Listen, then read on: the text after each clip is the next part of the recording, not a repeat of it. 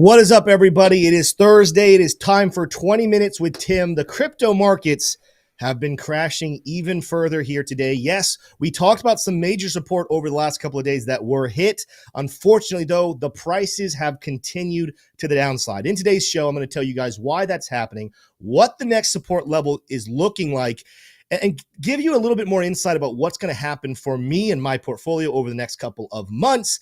As I still think there's a chance the 4-year cycle is over. Things are getting very serious. Things are getting very hard to continue to sit here and watch. I will update you guys on some thoughts I have with the markets, but I want to make sure you're also prepared. There is some good news, and there is some hope still to have, even with the blood that is today. So stick around for the entire show. Again, roughly 20 minutes. We're going to keep it short. We're going to keep it sweet. I do have a thought I want to share with you guys at the end of the show, so I encourage you stick around for that one. It's going to kind of get away from trading for a little bit, but hopefully you stick around and you'll appreciate it. Make sure, as always, smash that like. Make sure you're subscribed to the channel. We are over 60,000 subscribers now. Let's get to 100,000 quickly. Again, hopefully Bitcoin beats us back to it, but here we go. Let's go to the charts. Let's take a look at what's going on. As you can see in the thumbnail, I literally just took a picture of the thumbnail and put it on here. Bitcoin has lost some key support here.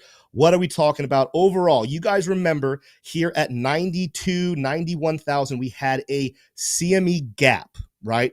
Bitcoin had this gap from way back in April that a lot of us suspected, hey, as we're losing 100,000 and starting to fall down, we're going to need to fill that gap. It also just so happened to be the Fibonacci golden pocket. If you go back to the lows from April up to the recent highs, this was the golden pocket situation. And golden pockets are very normal support levels for a bounce to happen. Along with this, not only was it the golden pocket and the CME dip, CME gap, there was a plethora of liquidations that needed to happen at this level. But like I said, while we thought that was going to be good support, that doesn't necessarily mean the market makers are ready for a massive rally at that point, because we've continued to the downside. Here today, as we come in towards lower time frames, we broke some major support, some support levels that have been played out even on the 1-hour chart, and we have made our way all the way down here, wicking to as low as $86,000. It continues to get brutal. Here's the nutshell, guys. I've continued to tell you, I do think the 4-year cycle is broken. I do think the institutions are playing a completely different game here. I do think we're going to see at worst a relief bounce. If at best, we will start to rocket back up as retail is extremely fearful. Crypto fear and greed spends another day back down at 11 in extreme fear. And this was before the crash that happened here today. How much more can the markets take before we get some form of a bounce? Retail's dipping. Do we see composite man and institutions buy up that dip? But here's the reality. What have I said now for quite some time? I've said we're not going to get a major rally until liquidity comes back. And when I say major rally, I'm not talking about a pop back up. We've had lots of bullish rallies that have happened in Bitcoin and altcoins. We've had higher highs and higher lows, but we haven't had that crazy, massive God candle rally like we've had in bull markets past, because the reality is we don't have that crazy liquidity that usually comes in. And the harsh reality that we're getting to at this point, when you say, I see a couple questions in chat already saying, Tim, when will this be over? I can show you support levels. I can show you resistance levels. I can tell you what the oscillator is saying. We can talk about the news and what it means for long-term or short-term. But until there's money, until liquidity comes back, there's no guarantee the bottom's in. So it's time to start turning our attention downhill towards levels to the downside to keep an eye on. You're going to see I have a couple different key levels on this chart already. Let's get into them. Right, if this one right here is the golden pocket, when using Fibonacci, you're going to find the next significant level is called the platinum pocket. The platinum pocket is the 0.786 to 0.887 zone. This for Bitcoin is going to fall between 83,400, give or take, down towards 79,200. So it's a pretty big zone, a lot bigger than the golden pocket. That's going to be the next spot to keep an eye on. There are some liquidations in that area depending on what charts you are looking at. I think if you were to go up towards the weekly chart here, let's take a look at this one for a second. If it loads for me, you're going to see there are some liquidations. There you go, right there towards $82,000. That gives us a little bit of confluence that zone is going to be a support level. Do we bounce? Is that the bottom? Again, I can't make that answer until we see liquidity come back, which, by the way, QT is now days away from ending. That should help. But in a nutshell, that's another support level to keep an eye on. But you'll see one little thin line in between these two boxes. Let's get rid of Fibonacci for a second. We lost the golden pocket. 83,000, 84,000 area is going to be our platinum pocket. We got liquidations down that zone. We could liquidate some longs that were in play from all the way back in April of 2025. But what about this little thin line? What is this doing right here? I want to pull out an indicator that we haven't used a whole lot recently, but under these macro situations is going to be a very important level. And you can see we've kind of bounced on this level here today. So is there a chance that the dip that happened right here ends up being a short-term bottom at least? Before we continue on, we're going to use what's called the fixed range volume profile. This is an indicator you get for free. You can get for free on TradingView. You don't have to pay any type of subscriptions, any indicator packages out there. It tells you, instead of looking at the volume on the bottom, that tells you the days that had high volume. This one actually tells us which price actions had high volume. And you can see going back all the way to the fall of 2024, the highest amount of volumes actually come in here around 96,500. This is our point of control. A lot of people like to look at these lines. These purple lines are called the value area high and the value area low. The point of control is in the middle. A lot of people like to look at those and say, all right, those are key levels of support and resistance, and they are very important to keep an eye on. But I'm going to talk about something I've not discussed in a couple of years now. When I use this indicator, and I really only use it for macro movements, but that's what we're talking about right now. How far back can this pull? I actually have found historically it is the gaps. It is the gaps in volume where you see weak points that oftentimes can be the best levels of support. And the next gap we have here after passing the golden pocket, after passing 89,000, there is a nice little valley or gap coming in, guess where? Right here, just beneath $86,000, right on 86,000 to 85.5.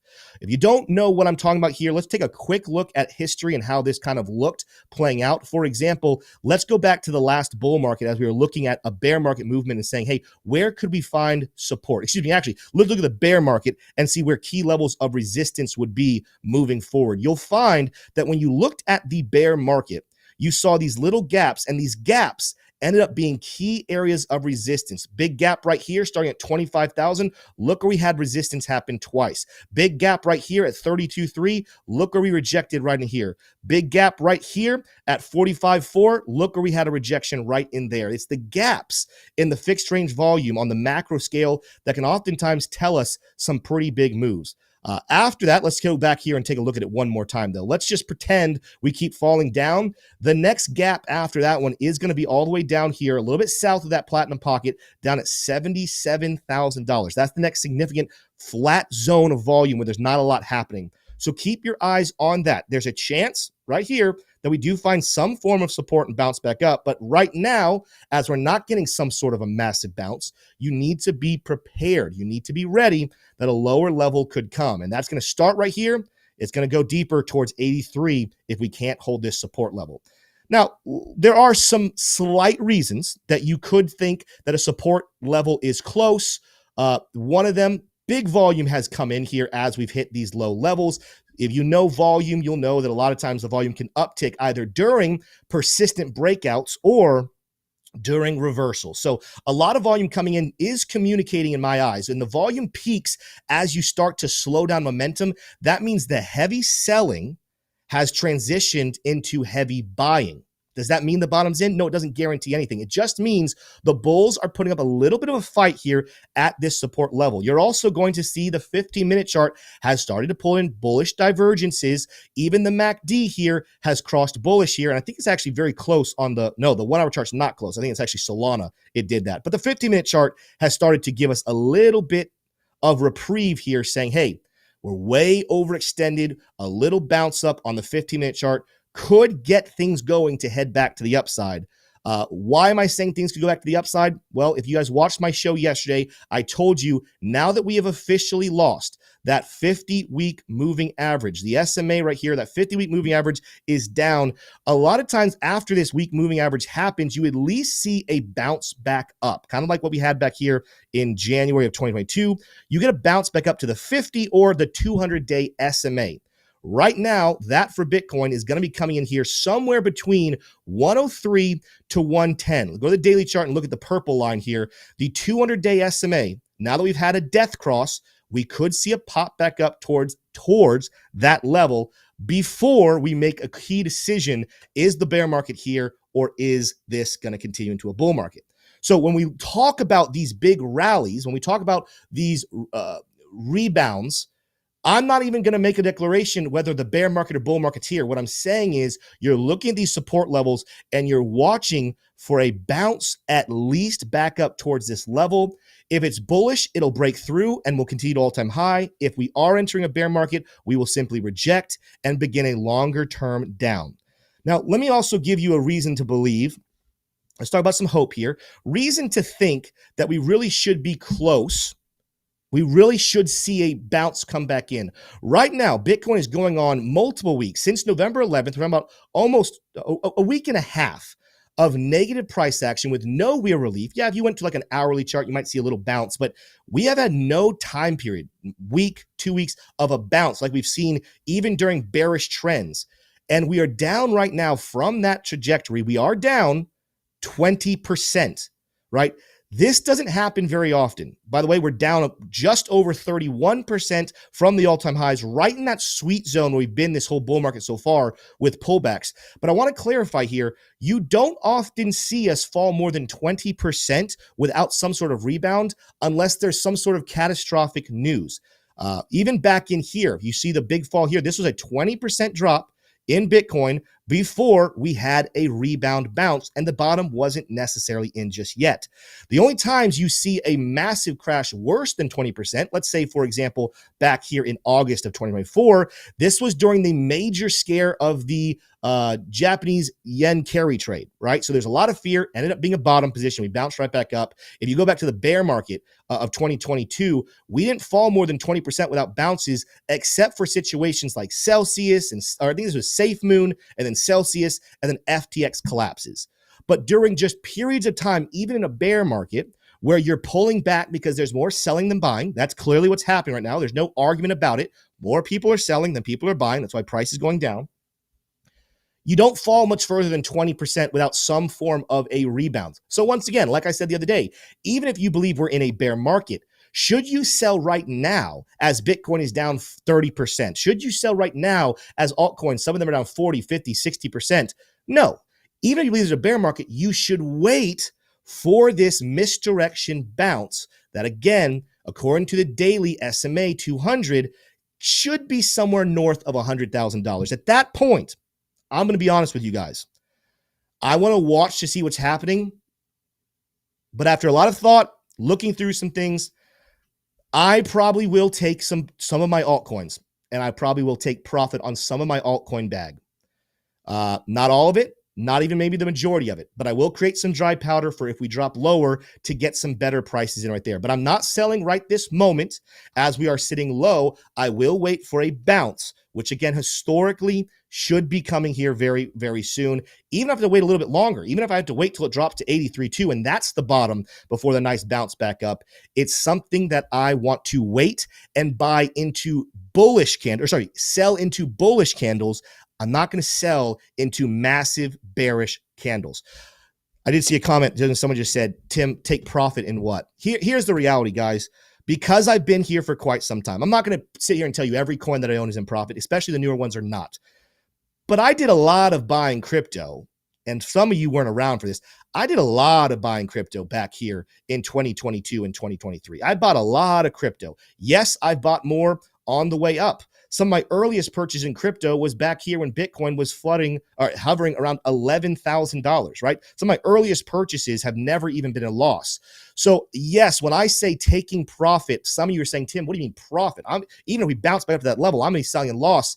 I realize that. And that's why this whole situation sucks. Because I've been in the market for a lot longer, I have the advantage of, even within a handful of my altcoins, because I bought at bear market bottoms, I am in profit on the majority of my altcoin bag. My bag as a whole is profitable. I will take a look. Unless we see liquidity injected like crazy into the markets, unless we see an acceleration in regulation for crypto, we're sitting in a spot right now where I just don't think the bottom will be in, and I don't think we'll start to resume a rally until we get that liquidity and clarification about how institutions will play the game. Now, some other things to be interested in right now, some things to make sure you're paying attention to. Bitcoin dominance is continuing to drop during this bloodbath. It is hitting a new low for the last couple of weeks here. It is plummeting back down below 59%. What does this mean? It means altcoins are actually holding up quite well. One of the ones doing it the best, actually in a long right now, is Solana. Solana, during this whole chaos, has actually secretly started to put in a little itty bitty bull trend right here. What does that mean? We've now put in 2 higher highs. And if this support level holds right here, we've now put in a 3rd higher low. Look at that high volume coming in on the bottom. Look at the buy signal starting to sneak in here. Remember, I told you the 1 hour chart on Bitcoin. I was wrong about that. The 1 hour on Solana is starting to slow down the MACD. We're starting to get the buy signal here from the indicator flow signals that we use. It's my favorite way to trade the day trade of these coins. I mean, just look how perfect it was. I missed this morning. I am super upset about it. I was sleeping, but I could have still jumped in here when I woke up this morning. I talked myself out of it. I said, if we jump back up, maybe I get there. Did not enter my short. Would have had a beautiful entry right there. And this is all using the flow signals indicator you only get with the VIP trading group. But Solana and a couple other altcoins actually doing quite well. Bitcoin down today 5.5%. Other coins, like Ethereum's down 6%, but you have XRP only down 5%. You have Solana only down 2.8%. Link's only down 4.8%. You have AVAX only down 4.4%. Altcoins have actually held up quite well. That's not even talking about Zcash, which I still think is a scary coin to be buying into right now. I still think a little pullback should be coming for this one as well. We're way overbought even on the weekly chart right now. Zcash is actually profitable on the day, up 1.6%. So it's crazy watching this. This is more proof that this bull market / bear market, whatever you want to call it, is different than anything we've ever seen before, because we are crashing. Bitcoin is down 30% from all-time highs, and yet Bitcoin dominance is falling as well. Never once happened before. It's quite weird. It's quite strange, and it's something to be keeping an eye on right now. Also, of note, for support, I told you there'd be some hopium here as well. USDT is now officially up into a resistance zone that has been in effect since January of 2024. So we're coming up on 2 years of resistance here. This will be a make it or break it chart. Either USDT will break through this resistance, and to me, confirmation above here, probably to me, that's the confirmation of a bear market. If we reject, though, and start to move back down, now all of a sudden we start to have the conversation, hey, could we actually turn this into a bull market? It will depend. Can we lose the support level? Can we drop below like 3.7%, give or take? Can liquidity start to flow back in from USDT and other sources? But right now we are sitting at resistance on USDT. Historically, over the last 2 years, these have been the times to buy. Look at these dates: January 24, September of 2024, and April of 2025. Anyone who knows their crypto charts knows that those are the dates of major bottom positions that we had massive rallies that came after that for the crypto space. Again, does this mean that the bottom is in? No, it does not. Go off my screen here for just a second here, Smay. It does not mean the bottom is in. We are going to have to be in watch and wait mode. If you're just joining us, I talked about this here a couple of minutes ago. I have decided, after looking at a lot of things, and I'll let you guys know when the time comes, when we have this relief bounce, and I've been talking about this now for 2 days, I'm pretty certain it's going to happen. We have no reason to think that we're going to drop another 20 to 30% before a relief bounce. I do have plans at this time not to sell my Bitcoin. I'm not even going to sell the majority of my altcoin bags, but I will be looking to take profit even on my long-term altcoin bags as a proper move for diversification / risk management. Real quickly, if you guys want to know how to trade these markets, make sure to check out our favorite exchange, is one I use every single day. It's called Toobit. If you're wondering, go to my screen here, Smay. Go into the description right now. Click on the description. Go to our link tree. You'll find this link tree right here. It'll look something a little like this. Go check out Toobit right now. VIP 1 fees. You guys can trade every single day with this. Guaranteed great fees, guaranteed great customer service at Toobit. They are so fast. If you have any problems whatsoever, they are the fastest at getting back to you with solutions. Go check out Toobit today if you want to trade. Let's close it out here. We're going to close it out. Make sure to smash like, hit subscribe. But I told you I want to share something with you. What kind of went into some of my thinking here with taking profit on altcoins when we get this relief bounce? I'm not locking into it. I'm saying I want to see what happens when this relief bounce looks like, what the news around it looks like, what the charts look like, and I probably will take some profit. Here's why. So I was walking upstairs this morning to get some work done, or sorry, this afternoon, get some work done. My 2-year-old son, Brody, some of you guys know of him. He's awesome. Pretty much my best friend. He runs up to me and he says, "Daddy, what are you doing? Are you working? Daddy, are you going to work?" I said, "Yes, buddy, I have to go up and do some work." I had the privilege of working from home. I get to see him a lot, but I haven't necessarily spent too much time with him recently. Some of that is because my wife and I are actually going through buying our first home. That's a whole headache itself. But the other thing is, in this whole chaotic move, in this big pullback, I've definitely been spending extra time in the charts trying to, like, there's days I'm just looking at the charts, not even making a move, just watching how it's acting to my trades. And I thought about it and I was praying through this. The reason why is because just like you guys, if you think that I'm sitting here not hurting, not down in my portfolio, having the time of my life with this crash, that's not true. I'm anxious just like you. I'm worried just like you. I hate seeing my portfolio down this far, this fast, just like you. But I realized that my anxiety that is starting to set in with this is hurting not just my mental state, it's hurting my relationship with my loved ones. I've been a little shorter with my wife this week, and it's something that I should not be. I've not spent as much time with my son. Guys, I think that crypto and investing is life-changing, world-changing, generational wealth-changing, and I want to help other people do it as well. But at the end of the day, if it's costing me my anxiety, if it's costing me my sleep at night, if it's costing me stressful relationships with my family, it's not worth that much. So because of that, some of the things I realized is like, man, I have not been prioritizing my relationship with God as well as I should have. And because my focus on him is not as good as it should, it's also not been good on my family either. And the reason for that is because of my anxiety in the crypto space. If you're listening to this and you're saying, Tim, you're preaching to the choir, I feel like I'm in the exact same boat. I want to encourage you. When you die, no one's going to ask you how big your crypto portfolio was. No one's going to ask you, did you take profit at the right time? Did you buy at the right times? You're going to be asked a lot more important questions. You're going to be asked, what did you do with the time and the resources you were given here? And the Bible says, I don't even know the exact number. It's in the hundreds. One of the most fruitful things, the most plentiful things that the Bible says is do not fear. Do not have anxiety. Do not fear, because ultimately we're only here for a time and then we're gone.